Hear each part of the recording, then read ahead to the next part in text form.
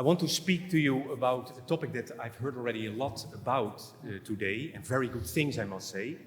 And that's typical. Economists agree about carbon pricing, the importance of it.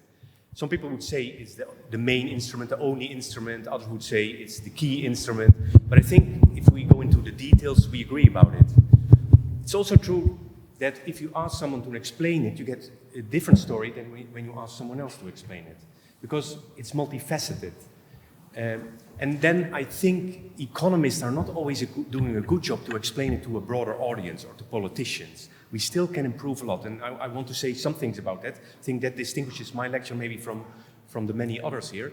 And a second element of my lecture, which is different, is that I think we should think much more through how we can make the change from modest carbon pricing in some places to global carbon pricing. And I think carbon pricing is not only the best instrument, I think, and I will argue that, and it's not my unique idea, this goes back very much also to Martin, the late Martin Weitzman. Carbon pricing is probably the only instrument that allows us to harmonize policies internationally. And if we don't harmonize policies, we cannot expect much. Then policies remain, in effect, unilateral. And unilateral policies can just not become stringent. We know that for many reasons, for many of the reasons that have already been expressed. So I added a subtitle at the last moment to my lecture. My proposal is dual track and multi-level, and I will keep that a bit mysterious until the end of the lecture. So I often start my lectures with a quantified challenge that we face, the decarbonization challenge. This comes from Tim Jackson. It has been updated, but it's a clear graph, so it's roughly true, and it suggests that we are now to the left, the highest curve. We look at the world. For each dollar that we produce, we generate about 3/4 of a kilo of CO2.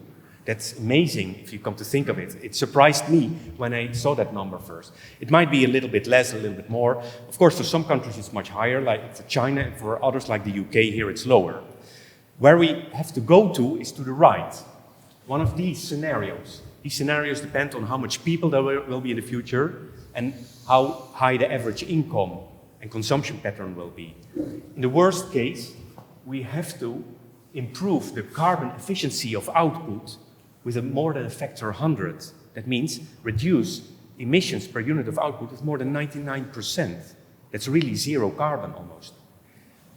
More favorable is this one, 20 times, that's still 95% at least reduction. So these are the challenges. Many people say that the future is very clear, it is renewable energy. And that should be our focus. I understand that. I don't agree with that, but I understand that.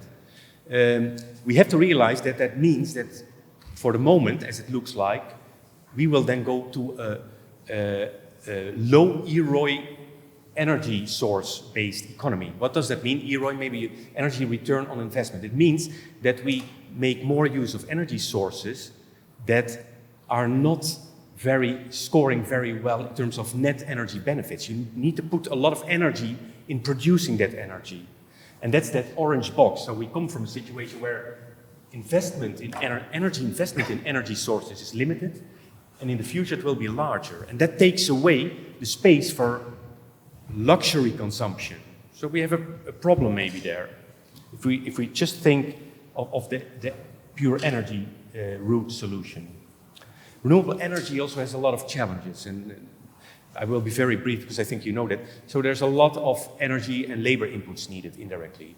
Energy storage is a challenge if you have more than 1/3 of total electricity coming from renewable sources because of cycles, night and day cycles and seasonal cycles. Typically in winter time when there's less sun, you need more heating energy. We haven't thought really through the recycling of all the technologies. For instance, if we have solar PV on every other roof, then recycling becomes also a real challenge. And now, if you discard your solar PV panel after 10 years, 20 years, you put it with a general waste. But if we have a large-scale investment in that, we need to recycle. And these are, at the technical molecular level, materials that don't degrade automatically. They need a lot of energy in the recycling process, and that's not been accounted for completely either. And then there is the problem of capacity. If you see this scheme, then you see that traditional sources of energy, nuclear, fossil fuels, they have a high capacity use, whereas renewables have a low capacity use. That differs very much between countries. There's a whole literature on that, why that is and how it could be improved. But for some basic reasons like natural variety in wind and sun, using capacity will always be a problem. So am I pessimistic? No, I'm optimistic in principle because I think the economy has a tremendous flexibility to change and to change very quickly. And we've seen these changes not triggered by policies but by technological innovations. Technological innovations change the economy overnight. And the economy has a lot of flexibility, but it has to be steered. So the input structure can change of the economy, the sector structure, the demand structure, the technologies of generation of energy, the technologies of using energy, transport, agriculture. It can all change a lot. But this will only happen if we push it strongly. So don't think it's only going to be technological innovation. That's also a strong belief. Technological innovation will solve all the problems. No, it's a lot of behavioral change on the producer side and the consumer side. Several economic studies show that a major part of emissions reduction up to 2050 will come from behavioral and structural changes, not from technological changes. It's true, of course, that going to a zero or almost zero carbon economy will require major technological innovation still. So solar PV and wind still have to improve a lot. They have to become better performing in terms of the energy inputs versus energy outputs. And also, that's something that I say in general, but for economists I probably don't have to say that, but voluntary individual action and unilateral national action or local actions are not going to solve the problem. You see now that with the Paris Agreement firmly signed, ratified, that many countries are trying to implement consistent policies, and they're having a hard time. And then the reaction to that is often moralistic. We have to voluntarily do something, unilaterally. We have to raise the ambition level. These are nice words, but it's not going to solve the problem. So we have to think about policy design for a transition. And one element that I'm worried about is that any policy has a lot of effects that we didn't think of. There's always a lot of indirect effects. And I think that Stephen Smith already hinted at that, and that's why you sometimes need multiple policies if you cannot solve it with one policy. And if we really want a quick solution for climate change, then we need to really avoid that there are significant systemic effects that make policies that in principle can be effective, less effective. So carbon leakage, the green paradox, that's the response of the oil markets that make policies less effective. Rebound, and even environmental problem shifting. If we go large in biofuels, that's a big risk too, because we create other problems like biodiversity loss or local pollution. So the Paris Agreement didn't really solve this problem of the risk of escape routes. And why is that? Because the Paris Agreement is not really an agreement. In Paris, the negotiators had clear that they had to come out of the negotiation room the last day with an agreement, whatever it was. Because after the failure in Denmark, they couldn't do it once more. And so the approach was an approach of voluntary pledges, voluntary promises, in the UNFCCC jargon, nationally determined contributions. These kinds of negotiation processes invite for a lot of free riding. They don't reduce the typical free riding problem that's inherent to climate change and negotiating a climate agreement. So the hope is that the Paris Agreement can constrain the increase in global average temperature to 2 degrees or even 1.5 degrees, but we know from many studies that we have to count for a much larger increase of the temperature.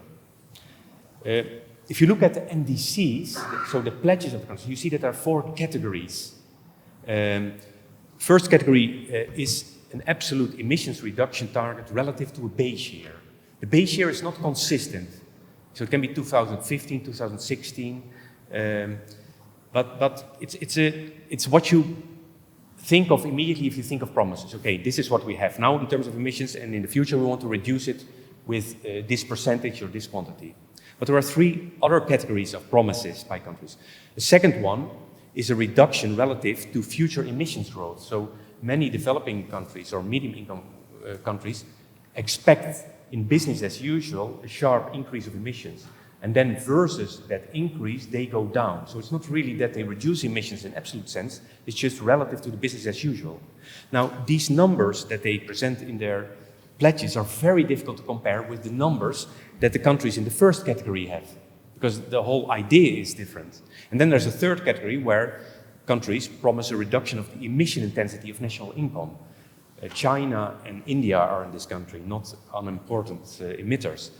And here, the uncertainty is, of course, that the GDP can grow and can overtake, can outgrow this reduction of intensity.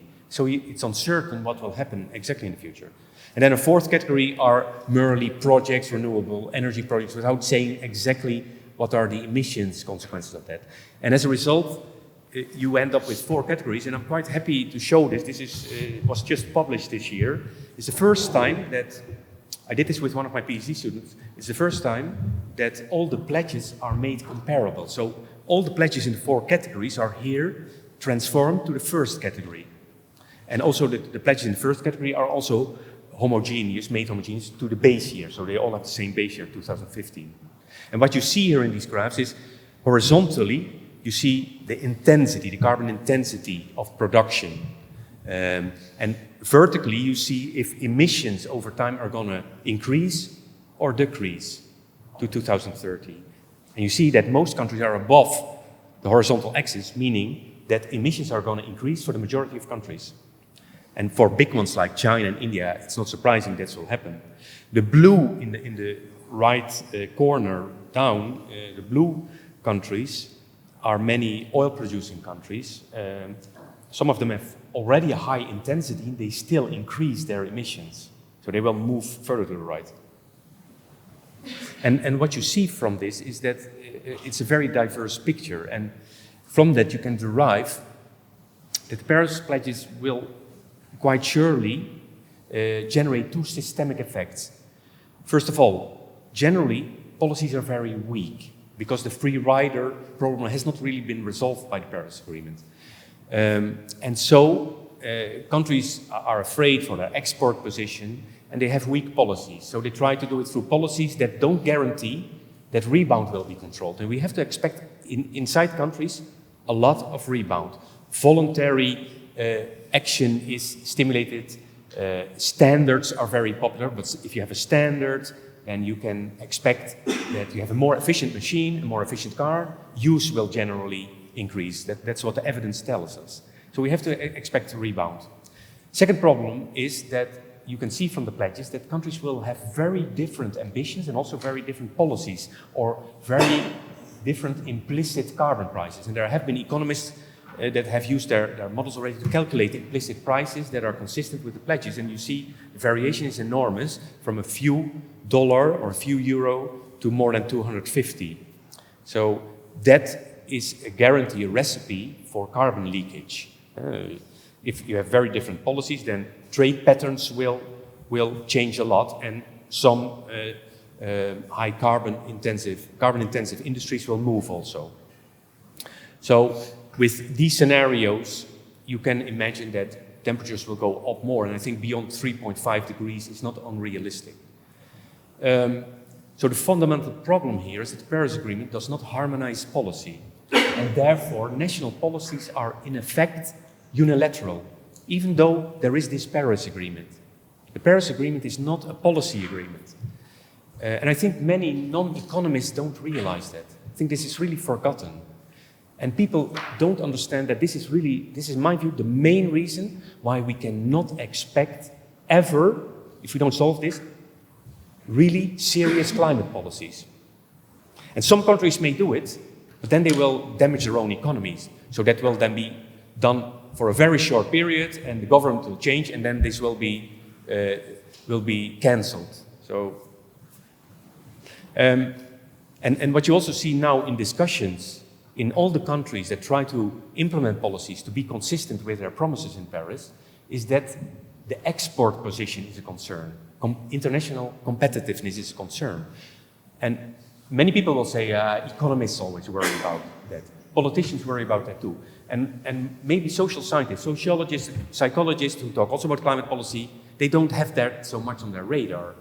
But it's really a concern we have to take seriously, I think. So I want now to talk about elements of a design of policy that allows you to go through a transition of policy itself. Transition is the key word now. We talk about transition in terms of the system, the economy is going to change. But what I want to talk about is a more limited idea, a policy transition. Not immediately going to the best policy, but going there in steps. And that's a complex issue because it involves also that not all countries are immediately on board. I think we have to realize also that with the Paris Agreement, you have the fossil fuel supplying countries on board. But they have always, in any COP meetings, resisted very ambitious plans to go further in policy agreements. So probably the COP meetings, the UNFCCC COP meetings are not the place to start. There is probably a different level, but we have to still take it into account. This has to do with this this dual track, really. I'll come back to that. So I think we have to focus on a harmonized or uniform approach among countries to avoid carbon leakage and to avoid this fear of competitiveness losses. We need also a specific instrument approach. So we need to think of an instrument, a policy instrument. And this is something that you don't hear much about. So everything I read in the media on climate policy is not really talking about the instrument. It's usually talking immediately about the targets and the objectives. And there's very little coherent knowledge, I have the feeling, by all the people involved in climate issues, also on Twitter. I'm also quite involved in Twitter, and Twitter is interesting because you communicate with people who are interested in climate policy, but they come from different areas. So they can be journalists, they can be politicians, they can be people from different disciplines. Sometimes they're local people, local municipal managers, and whatever. And what I notice is they don't have a good impression of, let's say, what we know about why some policies, instruments are better than others. So I think we have to work more on that. And we need specifically to think about an instrument that works well in negotiations. And that's been forgotten a little bit. And Martin Weitzman has written on that. And those ideas of Martin Weitzman are usually very theoretical and abstract, and his papers are brilliant, but difficult to read for non-economists. So we have to translate these ideas and work more with these ideas, I think. And also, economists talk quickly about free riding. We have to reduce free riding, but free riding is a difficult concept. This week I published an article in a Spanish newspaper and I tried to translate free riding. It was not possible.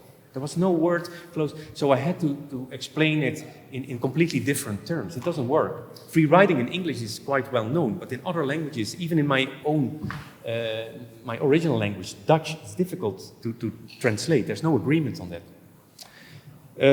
And then we have to think, finally, there's the third element about a transition process from a feasible start to an ambitious end.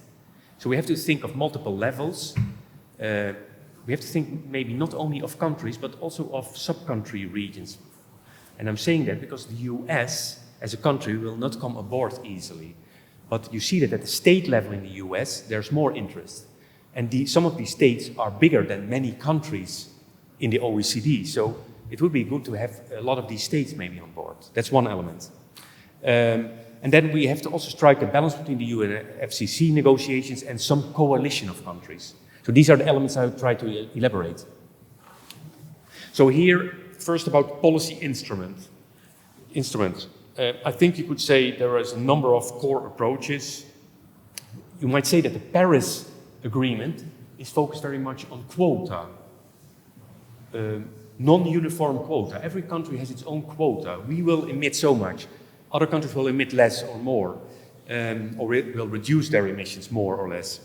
So that's one approach, but there are 4 other approaches. Carbon pricing, whether taxes or markets-based, technical standards, adoption subsidies, innovation subsidies is another thing, I think, and information provision and nudges. And all these can be used to try to change behavior of producers and consumers that is associated with emissions.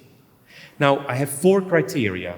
I guess in economics we are accustomed to think about 3 criteria: effectiveness, equity, and the cost or the welfare.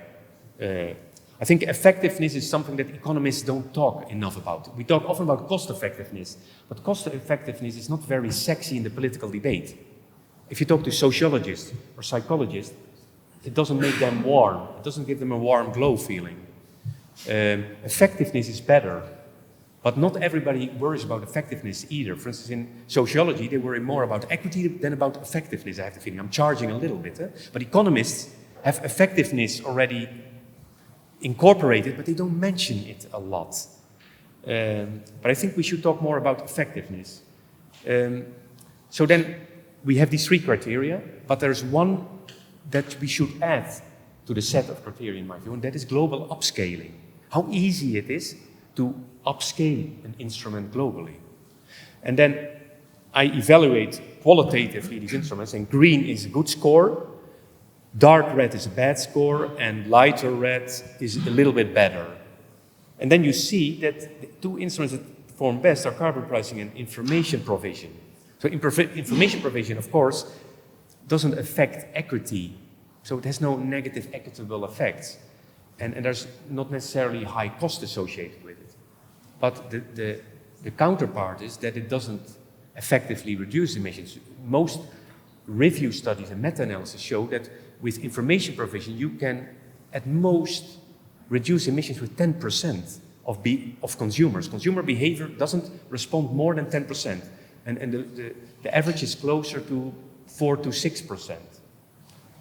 Of course, with carbon pricing, if you increase the carbon price, effectiveness simply goes up. We know that. There is a carbon price when it doesn't become economic to buy products. Okay, we will never go that far, but it's clear that with the carbon price, the intensity level will have a strong effectiveness effect.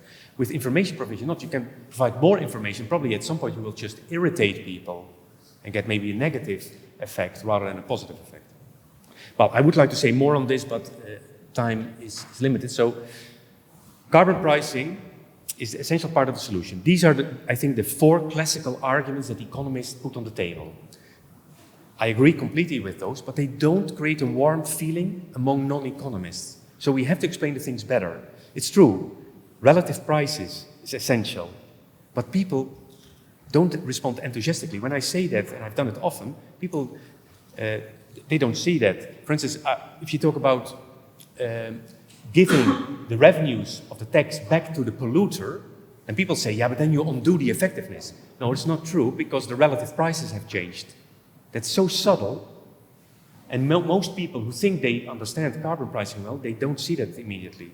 Economists see that, but non-economists, they don't see that.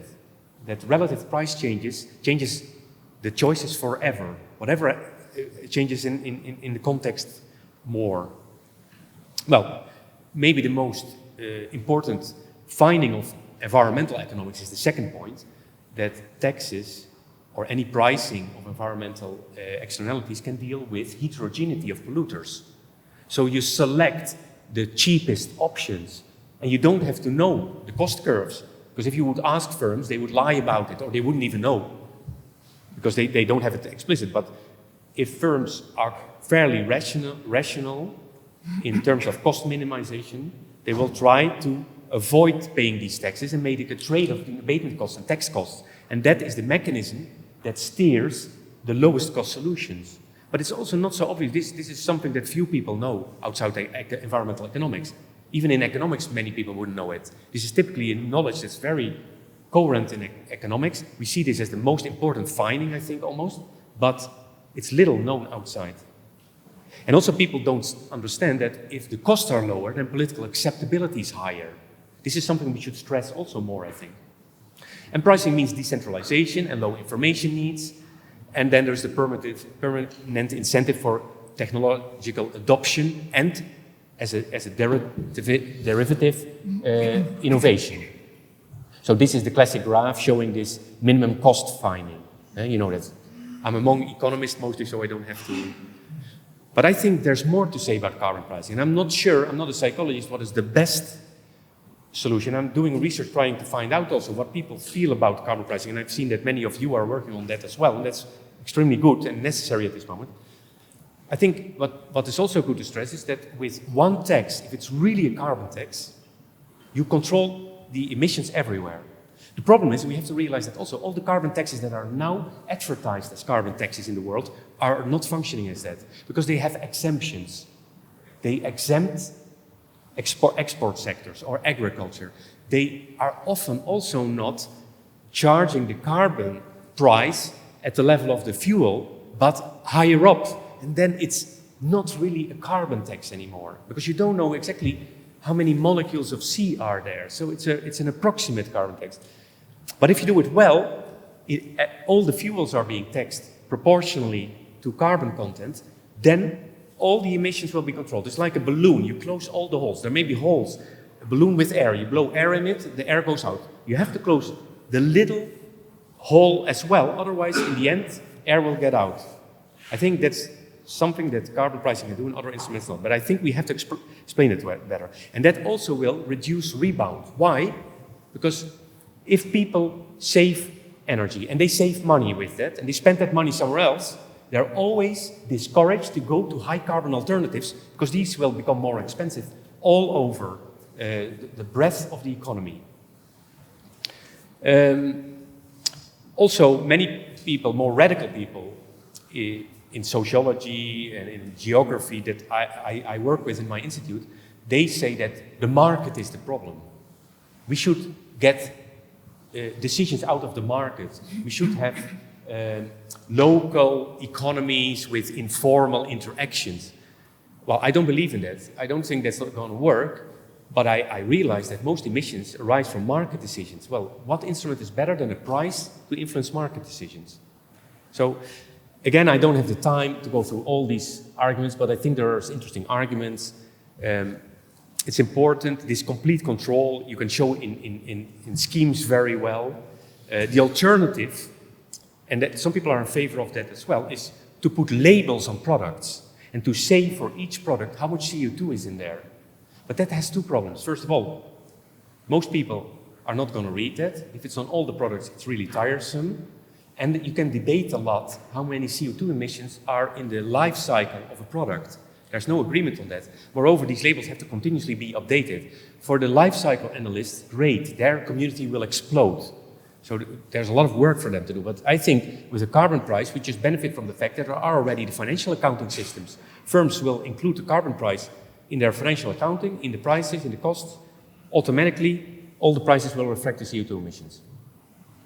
Another issue, what people also often confuse, is that the carbon tax is not an energy tax or a fuel tax. A carbon tax is really a tax on each atom of C in the fuel, and if it is combusted, that fuel, then it's indirectly, it becomes a tax on the CO2 emissions. And you can see that emissions will be different from different fuels by looking at the fuel content. But here there's a complex story. So many people refer to the EROI traditionally, the energy return on energy investment. And you see, for instance, that coal there performs very well because coal is still on average easily extractable at low cost. But oil is worse, and oil shales and tar sands, they're doing even worse, and they're just interesting if the prices of oil are very high. But now I think we have to look at another indicator, and that's the energy return on carbon. And this combines the EROI and the carbon emissions factor. And then you see that coal and oil are not so different anymore. They're not very different. But you see that oil shales and tar sands are very bad. Gas is here the best.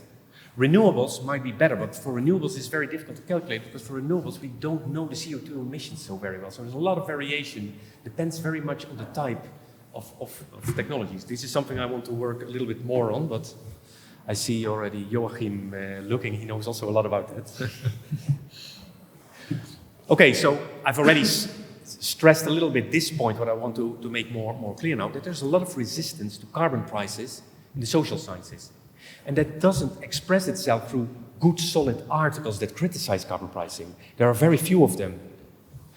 But it expresses itself in, well, in the best case, in disinterest, in the worst case, in meetings or personal interactions that people criticize carbon pricing or make a sneering remark about it. And in my institute, we're very multidisciplinary. We've had a lot of lectures by people from psychology, from sociology and geography. And whenever they are critical about carbon pricing or don't show enthusiasm, then some of us respond, and then at the end, they're always enthusiastic. And they always admit that they hadn't given it much thought or didn't think much about it. And some people reverted their position. If they would do that really later in other meetings, I don't know, I haven't checked that. But I see that it's important to communicate with people from other disciplines because they give also policy advice. And if policy makers get advice from economists and the next day they talk to sociologists and psychologists and get another story, yeah, that doesn't help. So I think we should have a more coherent message, and we should also invite people from other disciplines to express themselves on carbon pricing. They may also express themselves critically, but then at least we can have a debate. And now that debate is a little bit informal and not clear. And the alternatives that are offered by social scientists are hopeful, and they don't focus very much on effectiveness. And from a technical perspective, you could say sufficiency proofs are missing. They don't show that these instruments will solve the problem, are sufficient. I already said that reviews of information provision show that they achieve less than 10% emissions reduction. People don't know that. If I say that to psychologists or to sociologists, they can get angry sometimes. No, you're too negative. Say, well, here's the studies. Really, don't expect too much from information provision. That doesn't mean I'm against that.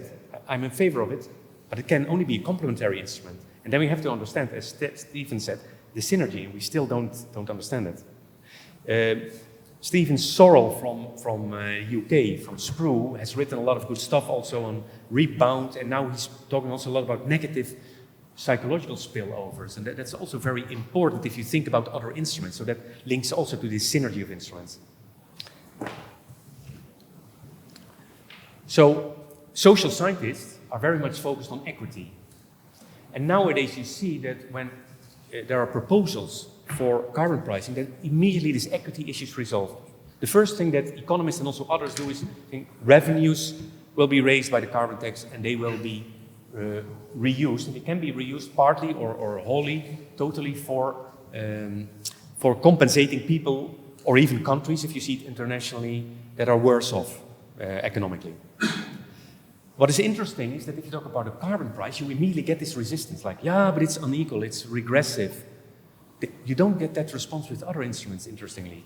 But let's look at the other instruments. For instance, let's look at subsidies to stimulate adoption of electric vehicles or solar PV. These are very regressive, because poor households don't buy electric cars, don't put PV panels on their house. They often don't own a house, they rent a house.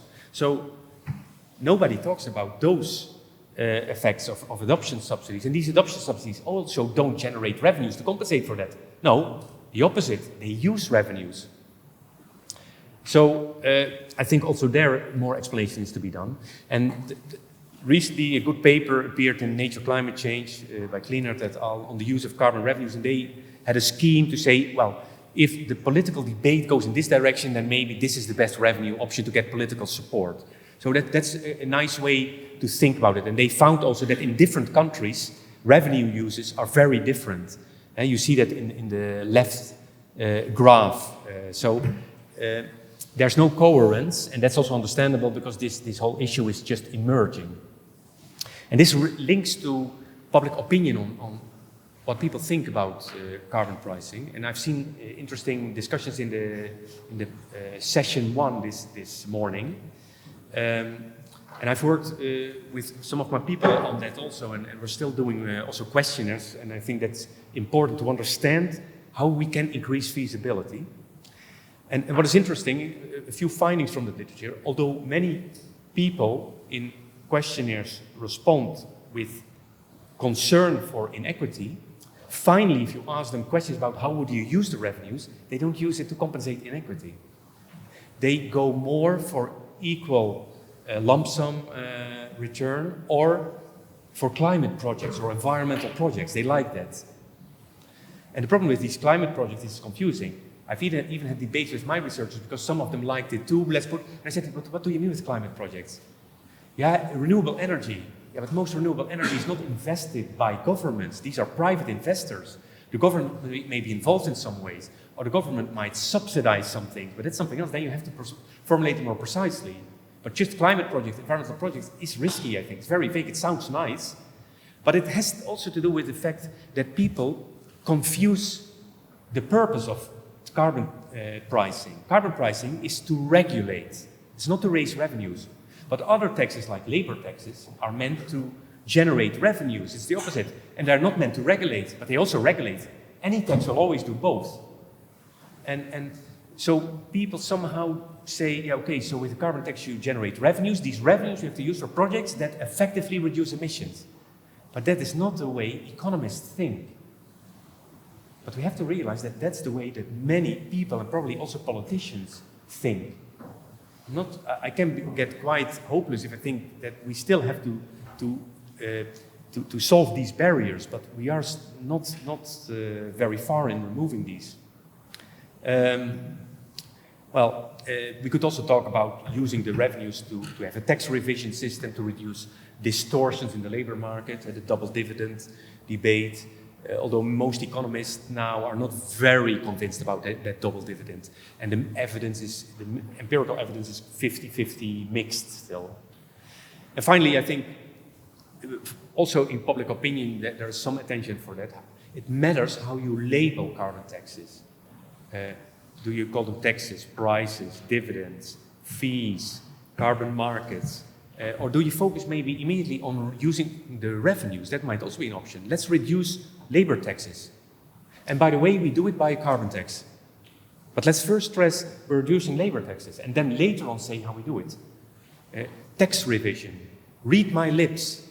And you know the famous statement from George Bush Sr., no new taxes. You could say that, read my lips, we're going to lower labor taxes, and then the rest of the story. Another thing that social scientists like a lot is norms and lifestyles. We have to change lifestyles. And people say that often, then I immediately say, yeah, carbon pricing can change lifestyles. No. Of course, that's something else. No, it's not. I don't think so. So in my ERC grant, which was mentioned, I'm working on social interactions and carbon pricing as one element. And we have a model in which we try to investigate how more effective a carbon price becomes if you take social interactions into account. Because the idea is if you change a part of the population, then other people who are imitating, are sensitive to social information about consumption, may change their behavior more easily. And that might translate in a tax, which is shown here. Does this work? So a tax under social interactions that is lower than the tax without social interactions to reach the same emissions reduction objective. So we do that here by a traditional model with consumer choice between high and low carbon, and we make the preference parameter for high carbon a function of intrinsic and social preferences. And the social preferences depend on a network in which you find yourself, so you're being influenced. And we look at different networks, and then in 2 steps you can see that, you first get changed. Everybody gets changed by a carbon tax, some people more, some people less. Then you get influenced by a person that you have a direct connection with in the network. But that person has also a connection, so person C will affect B, and then B will affect A. And you can imagine if you have a network of 1,000 people, it becomes very difficult, and that's why we needed a model. And then what is important in this model is the distribution of preferences initially. So we play around with that. The type of network, the strength of social influence, how much are people affected by others, and the income distribution is also very important, it turns out. So I'm not going to go in details here, but just to show the pattern that we get is a curve that shows that the social multiplier is positive, but for a very high social response of people, it becomes lower, and that is because you get polarization. People are so sensitive at certain moment that you get polarization, instability. So now the question is, where are we? So these are empirical choices, and we don't know exactly. It depends also on the good. So we have already chosen parameters in empirically realistic ranges, but we want to look in later research at specific goods. So you see also that with a more equal income distribution, you get better outcomes than with a less equal income distribution, because people with higher incomes tend to influence others more than people with low incomes. So the high income people have, let's say, a higher weight in the social diffusion of lifestyles. And then you can also look at different networks. And there's a lot of discussion in the literature, what's a realistic network? Small world where most people are connected directly, but there are a few people who are connected to a lot of people at long distance.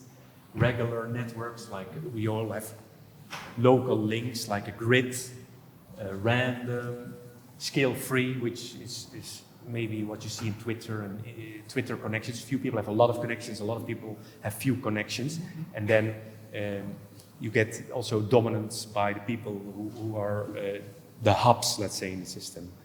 So here we have to also see where are we, in which range. The green curve is nice, but it's very narrow. So, but it raises a new issue then, and then I come back to what Stephen Smith said, the complementarity of policies. So here you might add a second level of policies that could be called network policies, that try to make sure that people go to a style of network that improves the effectiveness of the carbon price. Yeah? These are abstract ideas, but there is literature on that. There is literature on network policies, also in other areas. It has to do with comparative information. You give people information either in the neighborhood, or people with the same income, or people with the same lifestyles previously. You can also provide awards for good behavior, and then people who get these awards become hubs. They suddenly have a lot of attention and get imitated by others. So this is something that in the future we also want to analyze with this model. So this relates then to even broadening the package more. And that's what I always say, no, it's not only carbon pricing, but also what was said before. Carbon pricing is essential. There's no substitute for carbon pricing, but sometimes the same job has to be done by another instrument. For instance, emissions from deforestation or landfills, maybe they have to be tackled in another way. Standards, technical standards might also be good, but we have to be careful because they lead to rebound, so they should never be implemented on their own, because they rebound in the use phase inherently. So my final part of the lecture is about the upscaling. And the World Bank now reports on a website how many initiatives there are worldwide with regard to carbon pricing, and that runs. This is not the latest version, that runs maybe already in the 60s.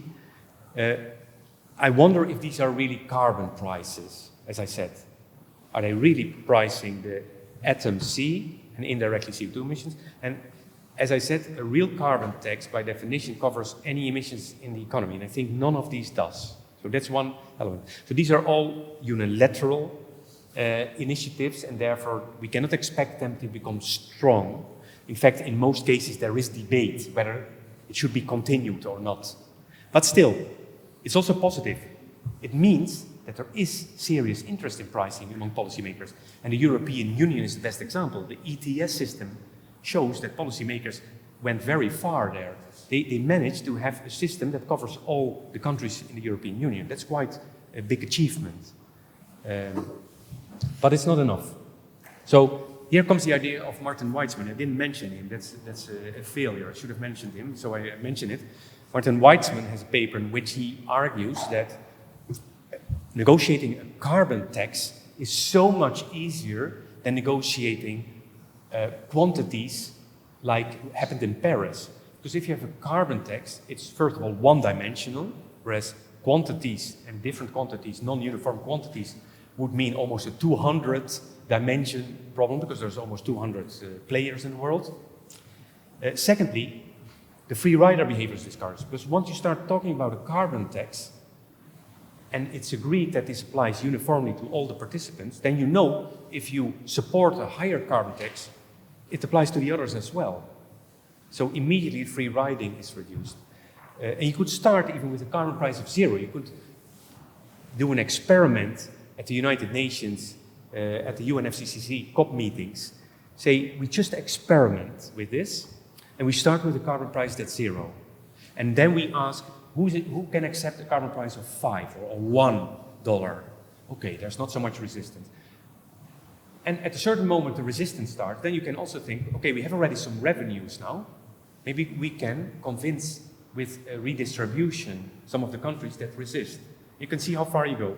The fossil fuel suppliers will never participate, you know that. But all the other countries is maybe a different story, and it's interesting because they might learn how a carbon tax in the negotiations works. And they might see that it's very different from voluntary restrictions on emissions change. Okay, so here's a visualization of what I think might be needed, a double track, a dual track. So continue the COP meetings and the negotiations, but introduce in that an element of negotiation about a policy. In particular, carbon price, a carbon tax, it maybe is the best. I think a carbon market would be difficult. I could defend a carbon market, and some people will do it. The famous German economist Zinn is very much strongly in favor of a market over a tax because of this response by oil markets and other fossil fuel markets. What is important here, that if there's this second level of a coalition or a club of countries with a uniform policy, and it expands, then that club can also at the COP meetings talk with one voice and put pressure on the other countries and try to contact other governments of non-members to participate in this. And so it's creating a second level of pressure. And here with colleagues I have a paper that's unpublished yet, but we have developed this idea and the interactions.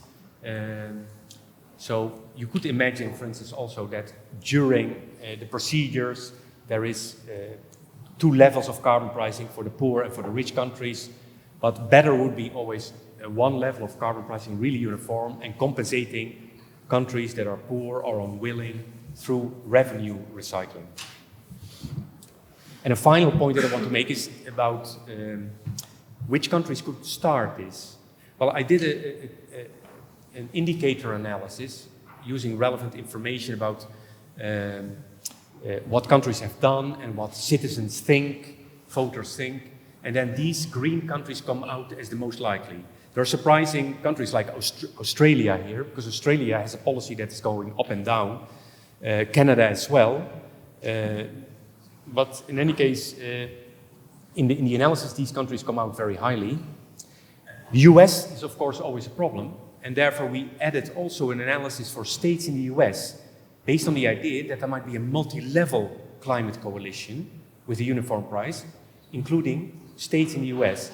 And there are clearly states on the West Coast and East Coast that would be interested to participate.